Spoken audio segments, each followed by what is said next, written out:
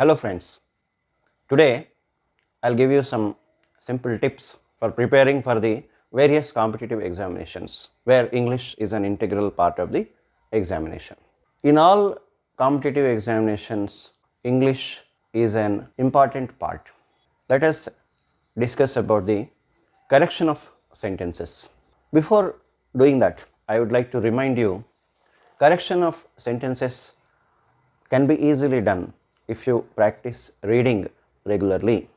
As I have told you, read a good national newspaper every day. How does it help you? It helps you in framing sentences accurately. In correction of sentences, normally one or two mistakes will be there regarding number one, the tenses, number two, the voice, number three, the form of the verb, very important. Number four, the preposition. Number five, the agreement of the noun with the verb. For example, if suppose a sentence is given, when I was a child, I will go to school every day. Is there any mistake in this sentence? Yes, of course, there is a mistake. There is a mix up of tenses here. When I was a child, I will go to school every day is wrong. See, we are speaking about something which happened in our childhood. Clearly, this is past tense. The correct form of the sentence is, when I was a child, I used to go to school every day. This is the correct form of the sentence. This is only an example.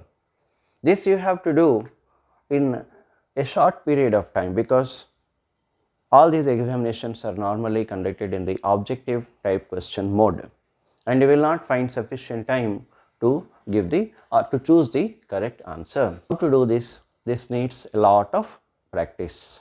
As I told you, if you read a newspaper or any good English book with a pencil in hand, you will gradually come to know the relationship between the noun and the verb, and in a deeper way the tense form or the agreement of the noun with the verb or the correct preposition, usage of the correct preposition I mean, etc. Again, there are certain sentences where the verb form is wrong. There also you have to focus on the number of the noun. Very simple. Identify the number of the noun. For example, if the noun is singular, the verb takes a particular form. If the noun is in the plural, the verb takes another form. For example, a bird flies in the sky. What is the number of the noun here? A bird. Certainly, it is singular. What is the form of the verb here? Flies. F-L-I-E-S. When we are talking about the singular bird, the verb form is flies. But when we say, or when we speak about a number of birds, a flock of birds flying in the sky, we say birds fly in the sky. Okay? Just see, the verb form changes with the number of the noun. Then a very good example of incorrect usage of English, especially when we are framing sentences, that is in the examinations, suppose you are asked to identify the mistake, is the use of the preposition.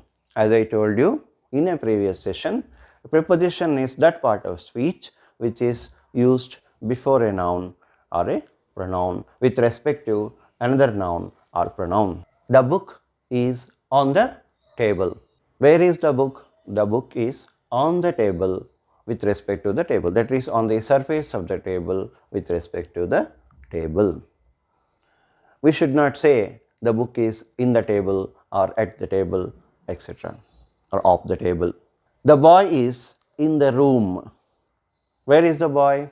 He is in the room. We should not use another preposition or any other preposition here. We cannot say the boy is at the room. The boy is in the room. The boys are playing in the field. See, it's very simple.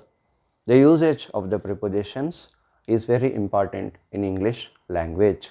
If you know how to use the prepositions, sentence correction in the examinations becomes very easy. These, friends, are a few suggestions for solving the English portion in the competitive examinations.